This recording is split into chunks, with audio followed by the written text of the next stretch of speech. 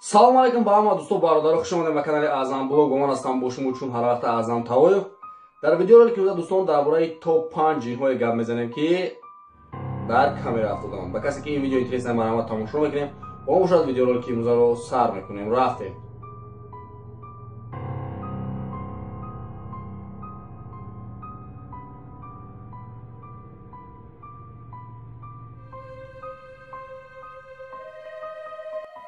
дар ин видео як чизи аҷоибе ба навор гирифта шуд.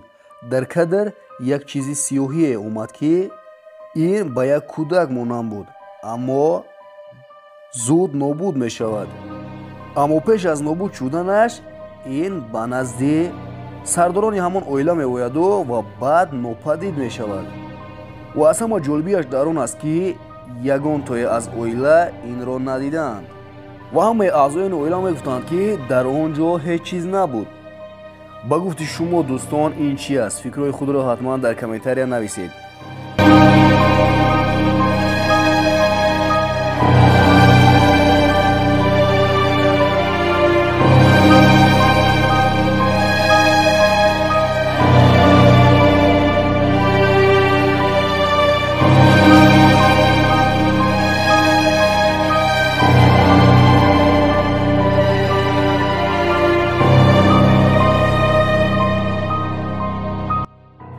ин видео дар як офис дар Япония ба навор гирифта шудааст.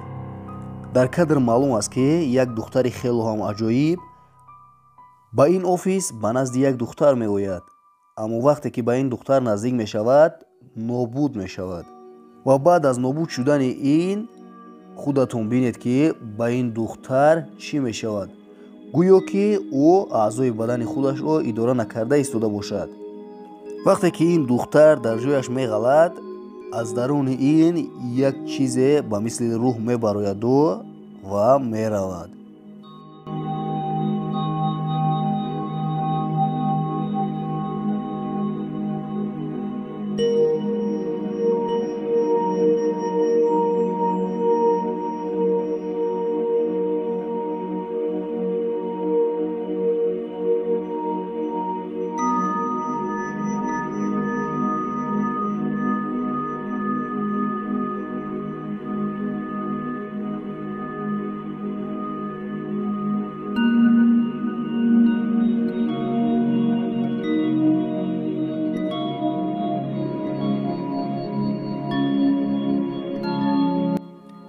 баъзе аз одамҳо мегӯянд ки ин просто монтаж аст, аммо баъзеашон мегӯянд ки ин дар ҳақиқат ҷин буд ва ба бадани инсон ворид шуд. аммо ин духтар вақте ки дар беморхона ба худ меояд, мегӯяд ки ман ягон чизро ба ёд надорам.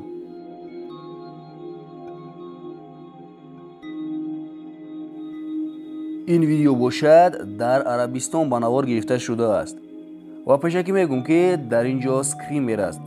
ду шахс, намедонам барои чӣ, аммо мехоҳанд ки аз он дунё барои худ ёрдам мехостанд, аммо ин кори онҳо шуд. онҳо ҷавобро аз он дунё гирифтанд.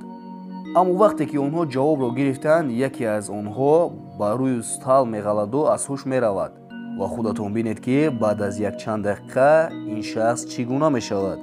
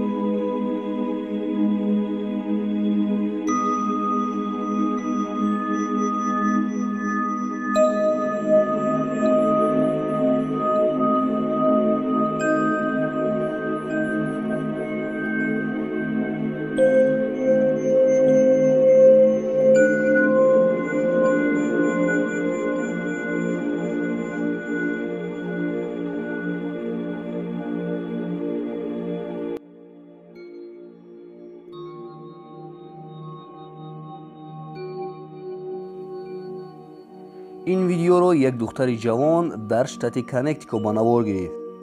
این دختر در استریم با رفیقان خود صحبت میکرد. این دختر میگوید که در وقت سخنرانی من در خانه من یک چیزهای عجیبی میشد. این دختر میگوید که من در خانه خود یک چیز سیاه پدوبی آدم رو میدیدم و در شبها آوازی خیلی هم بد رو به گوشم میشنویدم. و بعد از این با این دختر یک کس در چتش می نویسد که به قفای خودت نگاه کن، در قفای تو چیزی هست. این دختر به قفایش نگاه میکند اما هیچ کس را نمی بیند و دل شختان بینید دوستان که چی گپ شد.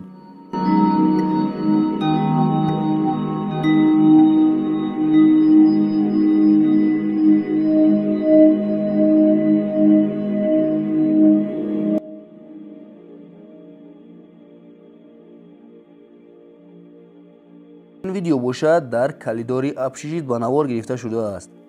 یک جوان میخواهد که به حاجتخانه رود اما وقتی که آن به کلیدار میبراید میبیند که در آخر کلیدار یک دختر است و لباسی سفید دارد و به نظر میرسد که گویا که این دختر کسی رو به نزد خودش خوانده ایستاده است. در کامنت های بسیاری از دوام میگویند که این ودما بود و باید که این جوان از این ابشیجیت رود. و این جوان خودش هم میگوید که این دختر رو من یگان وقت ندیده بودم. من در این ابشیجیت همه رو میشناختم اما این از ابشیجیت ما نبود. و فکرهای شما دوستان در این باره چی است؟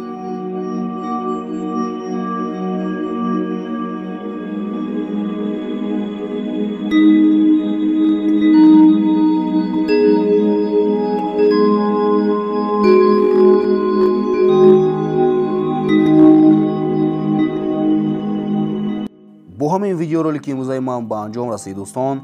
باوری دارم ویدیورولیک به شما پسند اومد. با کانال حتما подписаться کردید، زنگوله رو پخش نمایید تا که از برآمد ویدیوی آینده ما باخبر باشید، چون که در آینده شما را ویدیوهای بهترین انتظار است. خیر دوستان، تا ویدیوی آینده در پناه الله باشید.